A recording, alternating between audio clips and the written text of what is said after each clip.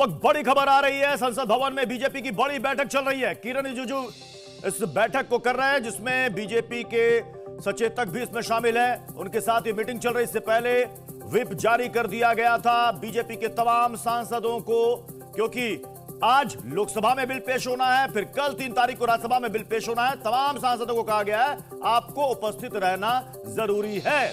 तो आज लोकसभा में 12 बजे वक्फ संशोधन बिल पेश होने वाला है। और बड़ी खबर यह, संसद भवन में बीजेपी की इस वक्त बड़ी बैठक चल रही है। कल विपक्षी दलों ने भी कल एक बड़ी बैठक की थी। राजनीतिक कारण से विरोध कर रहे हैं, बाकी तर्क मैं सदन में रखूंगा। और मैं ये भी चाहता हूं कि अगर कोई विरोध करता है तो तर्क पे विरोध करे, और एक एक तर्क, एक एक सेक्शन का, एक एक क्लोज का हम जवाब देंगे। क्योंकि जब हम इस तरह का बिल लेके आ रहे हैं, बहुत सोच समझ करके, बहुत तैयारी का साथ हम आए हैं। और सदियों तक लोग याद रखेंगे कि नरेंद्र मोदी जी की सरकार में एक ऐसा बिल लाया है जिसने गरीब जनता का, विशेष करके मुसलमानों में, जो दुनिया में सबसे ज्यादा गरीब मुसलमानों का संख्या हिंदुस्तान में है, उसका चिंता सबको होना चाहिए।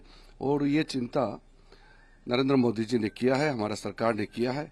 और साथ साथ जो वक्फ बोर्ड ने कई सदियों तक, कई सालों तक जो मिसयूज किया है, अधिकार को गलत तरीके से इस्तेमाल किया है और गरीबों का जायदाद लूटा है, उसमें भी रोकने का काम हम कर रहे हैं। देश हित में है।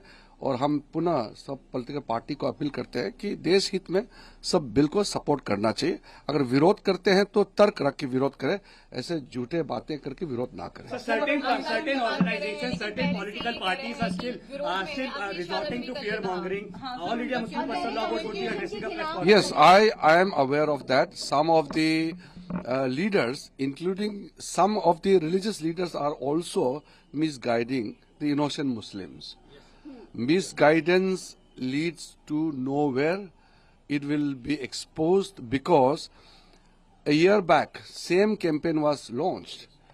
When the CAA bill was introduced, the same people said that the CAA is to snatch the citizenship status of the Muslims. But तो केंद्रीय मंत्री किरण रिजिजू को आप सुन रहे थे। पीयूष गौड़ हमारे संवाददाता इस वक्त गाजियाबाद से हमारे साथ जुड़ चुके हैं। पीयूष, क्या कह रहे हैं गाजियाबाद के मुस्लिम भाई?